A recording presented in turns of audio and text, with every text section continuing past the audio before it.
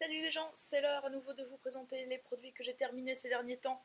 Allons-y, plongeons dans le sac. Le premier qui me tombe sous la main, c'est cet après-shampoing de chez Huygens, qui est un après-shampoing sans silicone, donc qui m'intéressait à la base pour ça. J'ai pas spécialement adoré cet après-shampoing.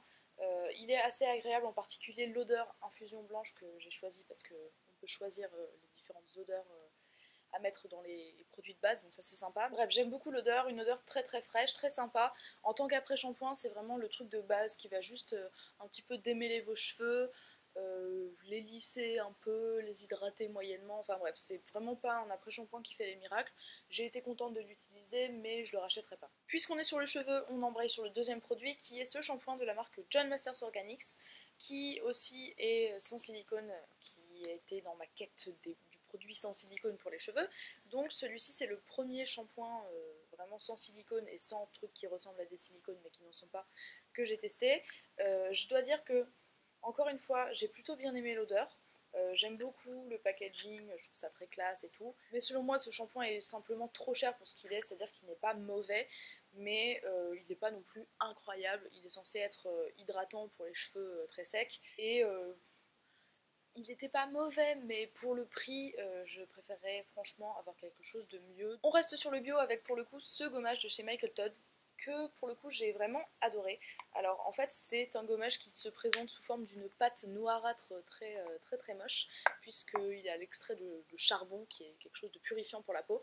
Et en fait j'ai vraiment adoré ce gommage. J'ai trouvé qu'il n'y avait pas besoin d'en utiliser beaucoup, donc un rapport qualité-prix que je trouve tout à fait correct. Et en plus, et ça c'est pas forcément quelque chose de facile à trouver je trouve, c'est un gommage qui gomme bien mais qui pour autant n'agresse pas les peaux sensibles. C'est-à-dire que souvent quand on entend gommage pour peau sensible, les marques vont mettre moins de grains, mais des grains aussi gros, et en fait, résultat, ça va gommer moins bien, mais les particules vont être tout aussi agressives, donc très mauvais. Et là, en l'occurrence, c'est quelque chose qui est plein de petits grains en fait. Donc c'est pas les grains les plus petits qui existent, j'ai trouvé moins agressif, plus doux, etc. Mais par contre, il est vraiment efficace. Donc si vous avez comme moi la peau normale, la tendance un peu sensible, voire carrément une peau moins sensible, grasse, à tendance acnéique et tout ça, je ne peux que vous conseiller ce gommage, il est vraiment très bien. Décidément, j'ai beaucoup de trucs à la composition assez clean dans mon petit sac, puisque j'ai aussi terminé ce nettoyant de la marque Rennes, qui est le nettoyant Evercalm, qui est censé s'adapter aux peaux sensibles. Enfin, s'adapter, non, il ne s'adapte pas sur le moment, il a été formulé pour les peaux sensibles. Et alors, oui, c'est un nettoyant qui vraiment convient aux peaux sensibles, il n'est pas du tout agressif, il est finalement tellement pas agressif que moi je suis un peu restée sur ma faim.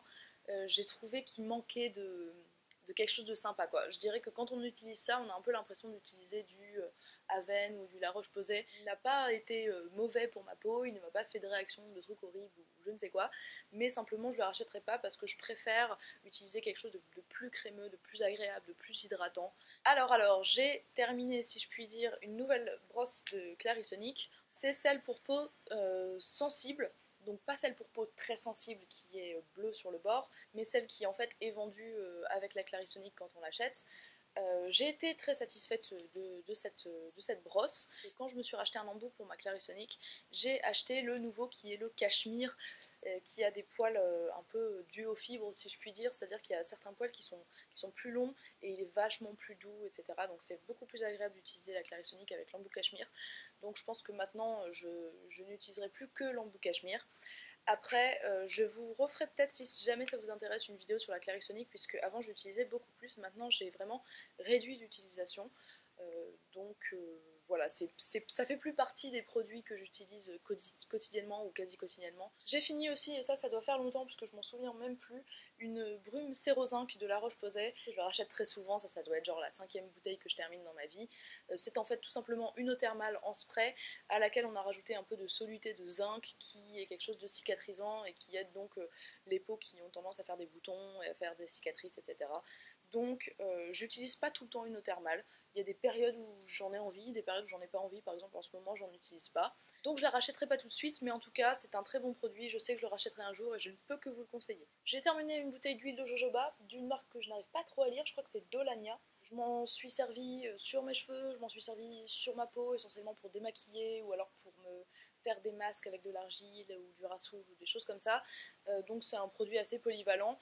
C'est une huile que j'aime bien, qui ne sent rien, qui est assez fluide. C'était un bon produit. Si je me rachète un jour de l'huile de jojoba, ce que je ferai très probablement un jour, je partirai sur une marque bio plutôt, puisque maintenant j'essaye de faire des efforts.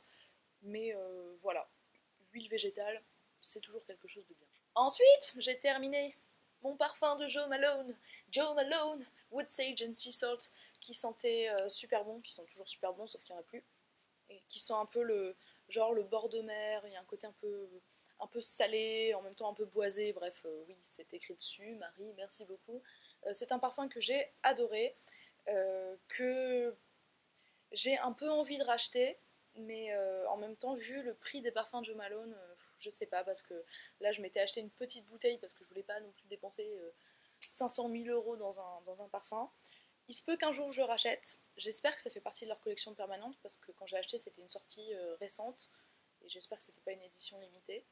Alors ça, je l'ai pas vraiment terminé, mais je suis en train de le terminer. C'est en fait une recharge de l'huile de douche à l'amande de l'Occitane, donc qu'ils vendent dans des bouteilles en plastique et qu'on peut aussi racheter en recharge comme ça de 500 millilitres, donc un demi-litre les gars, proportionnellement moins cher, donc c'est cool. En plus, ça fait moins de déchets vu que voilà, 83% d'emballage en moins. Très bien, petit geste écologique si je puis dire. Et puis là, je l'ai mise dans une pompe Muji et je suis en train de l'utiliser encore. C'est une huile très agréable qui sent super bon.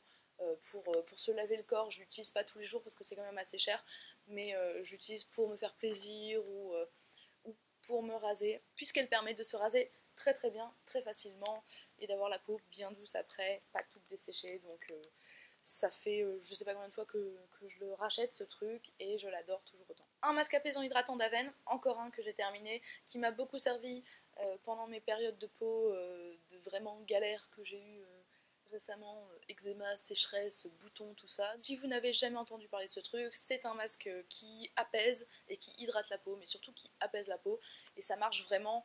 On peut le laisser en masque juste 10 minutes comme un masque normal, mais on peut aussi s'en tartiner une montagne sur la face et le laisser poser toute la nuit ou pendant 8 heures si on a envie. Ça ne bouge pas les pores, vraiment ça apaise, mais genre presque immédiatement, c'est un indispensable quoi. Décidément, j'ai fini beaucoup de masques ces temps-ci, on dirait, puisque j'ai aussi fini le masque purifiant de Absolution, qui est une marque bio aussi. Alors, ce masque, je l'avais acheté suite à un article qu'avait fait Rose Cocoon sur son blog, et je dois dire que j'ai été un petit peu déçue. Alors, pas déçue du masque en lui-même, mais déçue par rapport au prix, en fait, parce que c'est vraiment un masque qui est très cher. Au niveau rapport quantité-prix, c'est à peu près pareil que le masque à la graine de persil de chez Aesop, que j'adore, et je ne l'ai pas trouvé aussi bien. Je sais pas exactement dire pourquoi, mais je sentais ma peau moins dégagée de toutes ces saloperies après.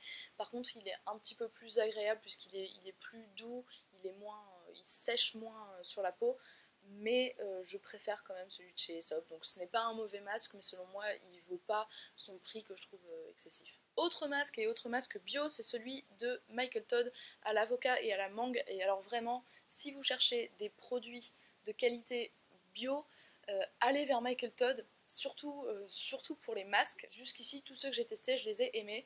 Et celui-ci, c'est peut-être finalement celui que j'ai le moins aimé, même si je l'ai quand même aimé. C'est un masque qui est hydratant, qui est nourrissant, mais qui est aussi un peu...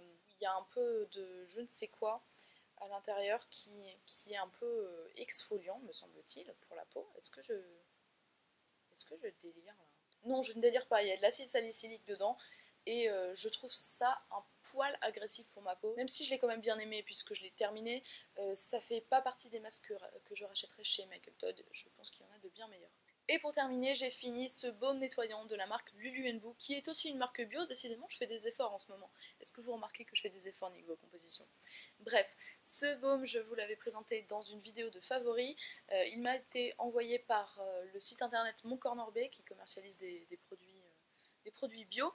Et alors, je vous disais que je l'adorais avec toute mon âme, tout mon cœur. Et en fait, il faut que je nuance un petit peu le propos. C'est-à-dire que je trouve que c'est un bon baume nettoyant, mais il y a un truc que j'arrive pas à dépasser, c'est l'odeur. C'est-à-dire qu'au début, je me suis dit, bon, ça a une odeur un peu bizarre.